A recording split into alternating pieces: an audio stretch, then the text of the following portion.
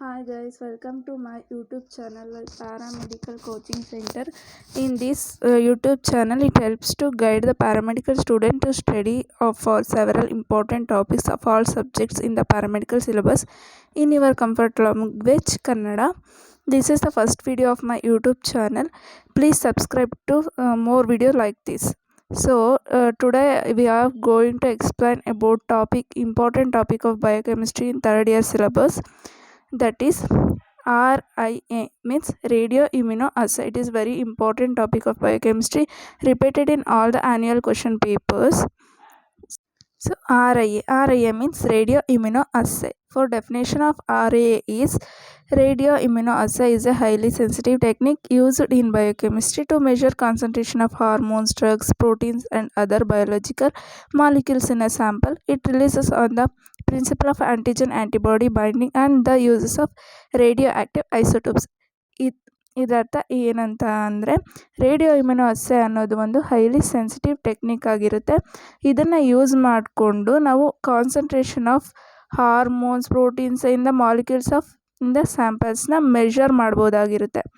So ಈ ಮೆಥಡ್ನ use ಮಾಡಿಕೊಂಡು ನಾವು ಏನು ಮಾಡ್ತೀವಿ, ಒಂದು ಸ್ಯಾಂಪಲಲ್ಲಿ ಇರುವಂಥ ಮಾಲಿಕ್ಯೂಲ್ಸ್ ಆಗಿರ್ಬೋದು, ಪ್ರೋಟೀನ್ಸ್ ಆಗಿರ್ಬೋದು, ಡ್ರಗ್ಸ್ನ ಮೆಷರ್ ಮಾಡಲಿಕ್ಕೆ ಈ ರೇಡಿಯೋ ಇಮ್ಯುನೋಅಸ್ಸೇನ ಯೂಸ್ ಮಾಡ್ತೀವಿ. ಇದು ಯಾವ ಥರ ವರ್ಕ್ ಆಗುತ್ತೆ ಅಂತಂದರೆ, ಯಾವ ಪ್ರಿನ್ಸಿಪಲ್ ಮೇಲೆ ವರ್ಕ್ ಆಗುತ್ತೆ ಅಂದರೆ, ಆ್ಯಂಟಿಜನ್ ಆ್ಯಂಟಿಬಾಡಿ ಬೈಂಡಿಂಗ್ ಮೇಲೆ ವರ್ಕ್ ಆಗುತ್ತೆ. Antigen antibody binding and the uses of radioactive isotopes. Radioactive ಐಸೋಟೋಪ್ಸಿಂದ ಆ್ಯಂಟಿಜನ್ ಆ್ಯಂಟಿಬಾಡಿ ಬೈಂಡಿಂಗ್ ಆಗುತ್ತೆ. ಸೊ ಈ ಪ್ರಿನ್ಸಿಪಲ್ ಮೇಲೆ ರೇಡಿಯೋ ಇಮ್ಯುನೋಅಸ್ಸೇ ವರ್ಕ್ ಆಗುತ್ತೆ. ಇಲ್ಲಿ ರೇಡಿಯೋ ಆ್ಯಕ್ಟಿವ್ ಐಸೋಟೋಪ್ಸ್ ಅಂತ ಅಂದರೆ ಏನಂತ ಅಂದರೆ, radioactive isotopes is also molecules which having neutrons and protons and electrons. So ಇದರಲ್ಲಿ ಏನಾಗುತ್ತೆ ಅಂತಂದರೆ, ಸೇಮ್ ನಂಬರ್ ಆಫ್ ಪ್ರೋಟಾನ್ಸ್ ಇರುತ್ತೆ, ಡಿಫ್ರೆಂಟ್ ನಂಬರ್ ಆಫ್ ನ್ಯೂಟ್ರಾನ್ಸ್ ಇರುತ್ತೆ. So okay, then come to the principle of radio immunoassay. A known quantity of radioactivity labeled antigen competes with the unlabeled antigen in sample for binding to a specific antibody. ಏನಾಗುತ್ತೆ ಅಂತ ಅಂದರೆ, ಇಲ್ಲಿ ಆ್ಯಂಟಿಜನ್ಗೆ compete build ಆಗಿ ಅದು ಒಂದು specific ಆ್ಯಂಟಿಬಾಡಿಗೆ ಹೋಗಿ binding ಆಗುತ್ತೆ. So ಈ ಪ್ರೊಸೆಸ್ಸಿಂದ ನಾವು ಅಮೌಂಟ್ ಆಫ್ ಎಲಿಮೆಂಟ್ಸ್ನ ಮೆಜರ್ ಮಾಡ್ಬೋದಾಗಿರುತ್ತೆ. So antigen, labelled antigen and labelled antigen ಅಂತ 2 ಆ್ಯಂಟಿಜನ್ಸ್ ಇರುತ್ತೆ. ಇದಕ್ಕೆ ಡಿಫ್ರೆನ್ಸ್ ಏನಂತ ಅಂದರೆ, ಲೇಬಲ್ಡ್ ಆ್ಯಂಟಿಜನ್ ಅಂದರೆ ಹಾಟ್ ಆ್ಯಂಟಿಜನ್, ಇದು ನಮಗೆ ಗೊತ್ತಿರುವಂಥ ಸ್ಯಾಂಪಲ್. ಅನ್ಲೇಬಲ್ಡ್ ಅಂತ ಅಂದರೆ ಅದು ನಮಗೆ ಗೊತ್ತಿಲ್ಲ. ಸೊ ರೇಡಿಯೋ ಲೇಬಲ್ಡ್ ಆ್ಯಂಟಿಜನ್ ಅಂತ ಅಂದರೆ ಏನಂತ ಅಂದರೆ, ಇದರಲ್ಲಿ ಎಷ್ಟು ಅಮೌಂಟ್ ಆಫ್ ಆ್ಯಂಟಿಜನ್ ಎನರ್ಜಿ ಇದೆ ಅಂತ ನಮಗೆ ಗೊತ್ತಿರುತ್ತೆ. ಬಟ್ ಅನ್ಲೇಬಲ್ಡ್ ಆ್ಯಂಟಿಜನಲ್ಲಿ ಇದರಲ್ಲಿ ಎಷ್ಟು ಅಮೌಂಟ್ ಆಫ್ ಆ್ಯಂಟಿಜನ್ ಎನರ್ಜಿ ಇದೆ ಅಂತ ನಮಗೆ ಗೊತ್ತಿರಲ್ಲ. ಸೊ ಅನ್ಲೇಬಲ್ಡ್ ಆ್ಯಂಟಿಜನ್ನ ಮೆಷರ್ ಮಾಡಲಿಕ್ಕೋಸ್ಕರ ನಾವೇನು ಮಾಡ್ತೀವಿ, ರೇಡಿಯೋ ಲೇಬಲ್ಡ್ ಆ್ಯಂಟಿಜನ್ನ ಕಾಂಪೀಟ್ ಮಾಡೋಕ್ಕೆ ಬಿಡ್ತೀವಿ. ಸೊ ಇದರಿಂದ ನಮಗೆ ಅಮೌಂಟ್ ಆಫ್ ಆ್ಯಂಟಿಜನ್ ಎಷ್ಟಿದೆ ಅಂತ ಅನ್ಲೇಬಲ್ಡ್ ಸ್ಯಾಂಪಲಲ್ಲಿ ನಮಗೆ ಗೊತ್ತಾಗುತ್ತೆ. So this is the principle of radio immunoassay. So the procedure of radio immunoassay. Radio ಇಮ್ಯುನೋಅಸ್ಸೇನ ಹೇಗೆ ಅವರು ಪ್ರೊಸೀಜರ್ನ ಫಾಲೋ ಅಪ್ ಮಾಡ್ತಾರೆ ಅಂತ ನಾವು ಇವಾಗ ತಿಳ್ಕೊಳ್ಳೋಣ. ಸೊ ಫಸ್ಟು ಇಲ್ಲಿ ನಿಮಗೆ ರೆಡ್ ಕಲರಲ್ಲಿ ಏನು ರೌಂಡ್ ಶೇಪ್ ಕಾಣಿಸ್ತಾ ಇದೆ, ಅದು ರೇಡಿಯೋ ಆ್ಯಕ್ಟಿವ್ ಆ್ಯಂಟಿಜನ್ ಆಗಿರುತ್ತೆ. ಮತ್ತು ಬ್ಲ್ಯಾಕ್ ವೈಟ್ ಶೇಪಲ್ಲಿ ಏನು ಕಾಣಿಸ್ತಿದೆ, ಅದು ಫಸ್ಟ್ ಆ್ಯಂಟಿಬಾಡಿ ಆಗಿರುತ್ತೆ. ಸೊ ಈ ಥರ ಪ್ರೀ ಕೋಟೆಡ್ ಆ್ಯಂಟಿಜನ್ ಆ್ಯಂಟಿಬಾಡಿನ ಒಂದು ಪೆಟ್ರಿಕ್ ಪ್ಲೇಟ್ ಒಳಗಡೆ ಇಟ್ಟಿರ್ತಾರೆ. ಸೊ ಅದಕ್ಕೆ ಅವ್ರು ಏನು ಮಾಡ್ತಾರೆ ಅಂತಂದರೆ, ಆ್ಯಡ್ ಅನ್ಲೇಬಲ್ಡ್ ಆ್ಯಂಟಿಜನ್, ಅಂದರೆ ನಮಗೆ ಯಾವುದು ಸ್ಯಾಂಪಲ್ ಇರುತ್ತೋ ಸೊ ಆ ಅನ್ಲೇಬಲ್ಡ್ ಆ್ಯಂಟಿಜನ್ನ ಆ್ಯಡ್ ಮಾಡ್ತೀವಿ. ಸೊ ಇವಾಗ radioactive antigen and displaced by unlabelled antigen. So ಈ ರೇಡಿಯೋ ಆ್ಯಕ್ಟಿವ್ ಆ್ಯಂಟಿಜನ್ನ ಅನ್ಲೇಬಲ್ಡ್ ಆ್ಯಂಟಿಜನ್ ಅದ್ರ ಜೊತೆ ಫೈಟ್ ಮಾಡಿ ಅದು ರಿಪ್ಲೇಸ್ ಮಾಡಿರುತ್ತೆ ರೇಡಿಯೋ ಆ್ಯಕ್ಟಿವ್ ಆ್ಯಂಟಿಜನ್ನ.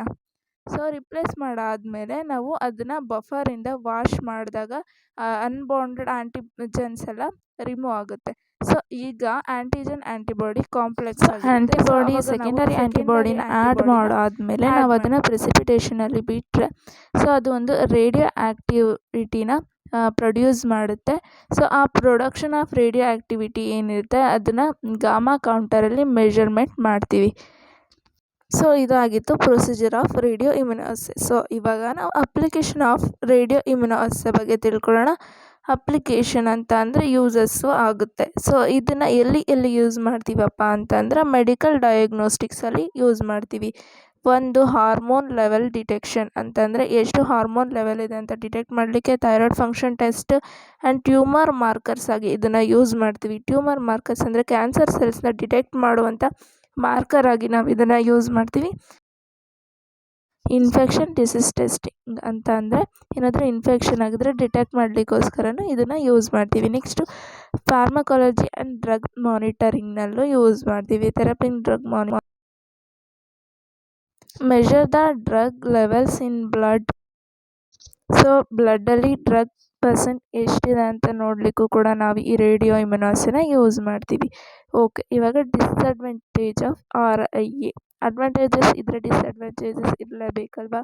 ಸೊ ಇದರಲ್ಲಿ ಡಿಸ್ಅಡ್ವಾಂಟೇಜ್ ಏನಪ್ಪ ಅಂತಂದರೆ radioactive hazards means RIA uses radioactive isotopes which pose health risk. ಅಂದರೆ ನಾವು ರೇಡಿಯೋ ಆ್ಯಕ್ಟಿವ್ ಐಸೋಟೋಪ್ಸ್ನ ಏನು ಯೂಸ್ ಮಾಡ್ತೀವಿ ಅದು ಸ್ವಲ್ಪ ಹೆಲ್ತ್ ರಿಸ್ಕ್ ಆಗಿರುತ್ತೆ.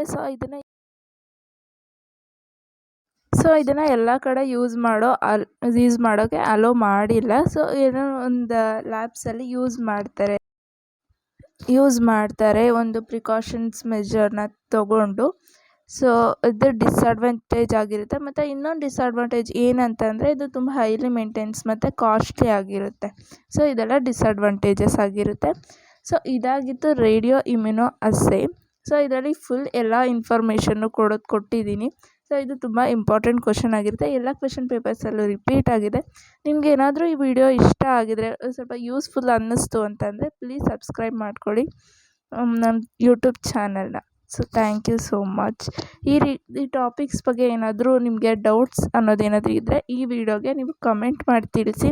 ನಾನು ಆದರೆ ಅದನ್ನು ಕ್ಲಿಯರ್ ಮಾಡಲಿಕ್ಕೆ ಪ್ರಯತ್ನ ಪಡ್ತೀನಿ.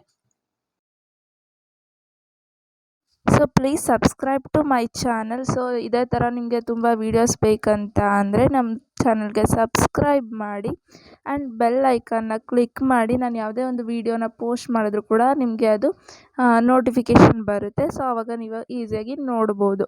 ಆ್ಯಂಡ್ ಈ ಟಾಪಿಕ್ ನಿಮ್ಗೇನಾದರೂ ಯೂಸ್ಫುಲ್ ಅನಿಸಿದ್ರೆ ಒಂದು ಲೈಕ್ ಕೂಡ ಮಾಡಿ.